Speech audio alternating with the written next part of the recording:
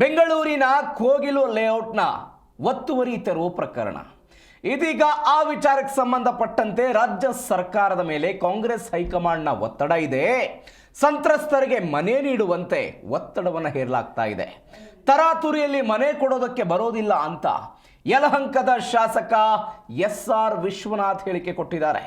ಸರ್ಕಾರದ ವಿರುದ್ಧ ಬಿಜೆಪಿ ಪ್ರತಿಭಟನೆ ಮಾಡುತ್ತೆ. ಜನವರಿ 5ನೇ ತಾರೀಕಿಗೆ ಬೆಂಗಳೂರಿನ ಫ್ರೀಡಂ ಪಾರ್ಕ್ನಲ್ಲಿ ಹೋರಾಟ ಮಾಡ್ತೀವಿ ಅಂತ ಯಲಹಂಕದ ಶಾಸಕ ಎಸ್.ಆರ್. ವಿಶ್ವನಾಥ್ ಹೇಳಿಕೆ ಕೊಟ್ಟಿದ್ದಾರೆ. ರಾಜೀವ್ ಗಾಂಧಿ ವಸತಿ ನಿಗಮದಿಂದ ಮನೆ ಕೊಡೋದಕ್ಕೆ ಬೆಂಗಳೂರಿನಲ್ಲಿ 5 ವರ್ಷ ವಾಸ ಇರಬೇಕು, ಬೆಂಗಳೂರಿನಲ್ಲಿ ವಾಸವಿದ್ದೇವೆ ಅಂತ ದೃಢೀಕರಣ ಪತ್ರವನ್ನು ಕೂಡ ಕೊಡಬೇಕಾಗುತ್ತೆ. ನಾವು ಯಾವುದೇ ದೃಢೀಕರಣ ಪತ್ರವನ್ನು ಕೊಟ್ಟಿಲ್ಲ ಅಂತ ಕಂದಾಯ ಇಲಾಖೆಯ ಅಧಿಕಾರಿಗಳು ತಿಳಿಸಿದ್ದಾರೆ. ಬೈಯಪ್ಪನಹಳ್ಳಿಯಲ್ಲಿ ಕಟ್ಟಿರುವ ಮನೆಗಳಿಗೆ ಅಕ್ರಮವಾಗಿ ಸೇರಿಸಲಾಗ್ತಾ ಇದೆ. ಸರ್ಕಾರ ಮನೆ ಕೊಟ್ಟರೂ ಕೂಡ ಇದನ್ನು ನಾವು ನ್ಯಾಯಾಲಯದಲ್ಲಿ ಪ್ರಶ್ನೆ ಮಾಡ್ತೀವಿ ಅಂತ ಎಸ್.ಆರ್. ವಿಶ್ವನಾಥ್ ಮಾತನಾಡಿದ್ದಾರೆ.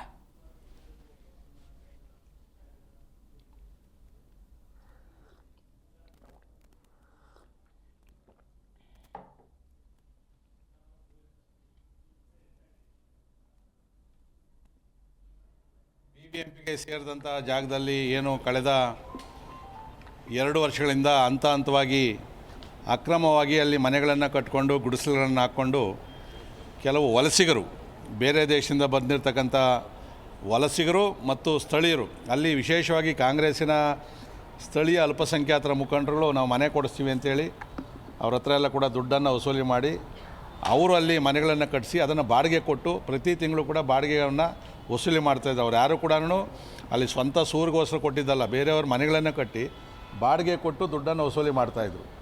ಆದರೆ ಇವತ್ತು ಇದು ಸರ್ಕಾರ ಮನಗಂಡು ಅಧಿಕಾರಿಗಳು ಅದನ್ನು ನೋಟಿಸನ್ನು ಕೊಟ್ಟು ನಿಯಮಾನುಸಾರ ಕಾನೂನುಬದ್ಧವಾಗಿ ಆ ಮನೆಗಳನ್ನು ತೆರವು ಮಾಡಿಸಿದ್ದಾರೆ. ತೆರವು ಮಾಡಿಸಿ 2 ದಿನ ಏನೂ ಆಗಿರಲಿಲ್ಲ. ಆದರೆ ಕೇರಳದ ಮುಖ್ಯಮಂತ್ರಿಗಳು ಒಂದು ಹೇಳಿಕೆಯನ್ನು ಕೊಟ್ಟರು ಅಂದ ತಕ್ಷಣ ಅಲ್ಲಿನ ಕಾಂಗ್ರೆಸ್ಸಿನ ವರಿಷ್ಠರು, ರಾಷ್ಟ್ರೀಯ ನಾಯಕರು ಮತ್ತು ಬೆಂಗಳೂರಿನ ಕರ್ನಾಟಕದ ಉಸ್ತುವಾರಿಗಳು ವೇಣುಗೋಪಾಲ್ರವರು ಅವರೊಂದು ಸ್ಟೇಟ್ಮೆಂಟ್ ಕೊಟ್ಟ ತಕ್ಷಣ ಇಲ್ಲಿನ ಕಾಂಗ್ರೆಸ್ ಸರ್ಕಾರ, ಮುಖ್ಯಮಂತ್ರಿಗಳು, ಉಪಮುಖ್ಯಮಂತ್ರಿಗಳು, ಎಲ್ಲ ಅಲ್ಪಸಂಖ್ಯಾತ ಸಚಿವರುಗಳು ಪ್ರತಿಯೊಬ್ಬರು ಕೂಡ ಸ್ಥಳ ಪರಿಶೀಲನೆಯನ್ನು ಮಾಡಿ ಅನ್ಯಾಯ ಆಗಿಬಿಟ್ಟಿದೆ, ಅವರಿಗೆಲ್ಲ ಕೂಡ ನಾವು ಬಡವರಿಗೆ ಮನೆಗಳನ್ನು ಕೊಡ್ತೀವಿ ಅಂತೇಳಿ ಮುಖ್ಯಮಂತ್ರಿಗಳು ಕೂಡ ಸಭೆಯನ್ನು, ತುರ್ತು ಸಭೆ, ಪ್ರವಾಹ ಬಂದಾಗೂ ಆಗಲಿಲ್ಲ, ಭೂಕಂಪ ಬಂದಾಗೂ ಆಗಲಿಲ್ಲ, IPL ತುಳಿತಕ್ಕೊಳಗಾದಾಗ ಕೂಡ ಇಷ್ಟು ತುರ್ತು ಸಭೆಯನ್ನು ಮಾಡಿ ಪರಿಹಾರವನ್ನು ಘೋಷಣೆ ಮಾಡಿರಲಿಲ್ಲ.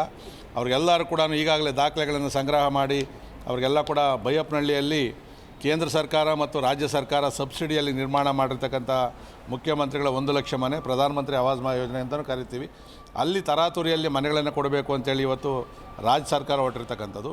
ಕೇರಳ ಸರ್ಕಾರ ಮತ್ತು ಕಾಂಗ್ರೆಸ್ ಹೈಕಮಾಂಡ್ ಹೇಳಿದ ರೀತಿಯಲ್ಲಿ ಇವತ್ತು ಕೇಳಕ್ಕೆ ಹೊರಟಿರ್ತಕ್ಕಂಥದ್ದು.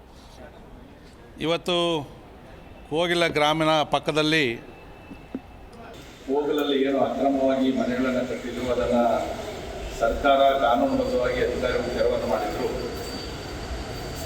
ಅದಕ್ಕೆ ಕೇರಳದ ಮುಖ್ಯಮಂತ್ರಿಗಳು, ಅಲ್ಲಿನ ಶಾಸಕರು, MP ಗಳು ಮತ್ತು ಕಾಂಗ್ರೆಸ್ನ ಪ್ರಧಾನ ಕಾರ್ಯದರ್ಶಿ ವೇಣುಗೋಪಾಲ್ ಅವರೆಲ್ಲರೂ ಕೂಡ ಒಂದು ರಾಜಕೀಯ ಹಸ್ತಾಂತರವನ್ನು ಮಾಡಿ, ರಾಜಕೀಯ ಹಸ್ತಕ್ಷೇಪವನ್ನು ಮಾಡಿ ಒಂದು ಕರ್ನಾಟಕ ಸರ್ಕಾರದ ಸಿದ್ದರಾಮಯ್ಯ ಅವರ ನೇತೃತ್ವದ ಸರ್ಕಾರಕ್ಕೆ ಒತ್ತಡವನ್ನು ಹಾಕಿ, ಅದರಲ್ಲೂ ಅಲ್ಪಸಂಖ್ಯಾತರು ಜಾಸ್ತಿ ಇದ್ದಾರೆ ಕೇರಳದವರು, ಅವ್ರಿಗೆ ನಾವು ಪುನರ್ವಸತಿಯನ್ನು ಕೊಡಬೇಕು ಅಂತೇಳಿ ಹೈಕಮಾಂಡ್ ಹೇಳಿದ ಮೇಲೆ ಅರಾತುರಿಯಲ್ಲಿ ಇವರು ರಾಜಕೀಯ ಕಾರಣಕ್ಕೋಸ್ಕರ ಅವ್ರಿಗೆಲ್ಲ ಕೂಡ ಮನೆಗಳನ್ನು ಸಕ್ರಮವಾಗಿ ಮಾಡಿಕೊಡ್ತಕ್ಕಂಥ ಕೆಲಸವನ್ನು ಏನು ರಾಜ್ಯ ಸರ್ಕಾರ ಮಾಡ್ತಾಯಿತ್ತು, ಇದನ್ನು ವಿರೋಧಿಸಿ ವಿರೋಧ ಪಕ್ಷವಾದಂಥ ಭಾರತೀಯ ಜನತಾ ಪಾರ್ಟಿ ಮತ್ತು JDS ಮಾಧ್ಯಮದ ಮುಖಾಂತರ ಮತ್ತು ಸ್ಥಳ ಪರೀಕ್ಷೆಯನ್ನು ಕೂಡ ವಿರೋಧ ಪಕ್ಷದ ನಾಯಕರ ನೇತೃತ್ವದಲ್ಲಿ ಹೋಗಿ ಅಲ್ಲಿ ಏನೇನು ನಡೆದಿದೆ ಎಲ್ಲ ಮಾಹಿತಿಯನ್ನು ಕೂಡ ಸಂಗ್ರಹವನ್ನು ಮಾಡ್ತಾ ಇರ್ತಕ್ಕಂಥ ಸಂದರ್ಭದಲ್ಲಿ ನಮ್ಮ ರಾಜ್ಯಾಧ್ಯಕ್ಷರಾದಂಥ B.Y. ವಿಜಯೇಂದ್ರರವರು ಒಂದು ಸತ್ಯಶೋಧನಾ ಸಮಿತಿ ಅಂತೇಳಿ ನಮ್ಮ 5 ಜನ ತಂಡವನ್ನು ರಚನೆ ಮಾಡಿದ್ದಾರೆ. ಅದರ ಮೊದಲನೇ ಸಭೆಯನ್ನು ಇವತ್ತು ನಾವು ಮಾಡಿದ್ದೀವಿ. ಇನ್ನೂ ಒಂದು 2 ಸದಸ್ಯರು ಹೊರಗಡೆ ಇರೋದ್ರಿಂದ ಅವರು ಬಂದಾದ ಮೇಲೆ ನಾವು ಸ್ಥಳ ಪರಿಶೀಲನೆಯನ್ನು ಮಾಡ್ತಕ್ಕಂಥದ್ದು. ಅದಕ್ಕೆ ಮಧ್ಯದಲ್ಲಿ ನಾವು ಏನೇನು ಮಾಹಿತಿಗಳನ್ನು ಸಂಗ್ರಹ ಮಾಡಬೇಕು ಅಂತೇಳಿ ಲಿಸ್ಟನ್ನು ಕೂಡ ನಾವು ಮಾಡಿದ್ದೀವಿ. ಅಂದರೆ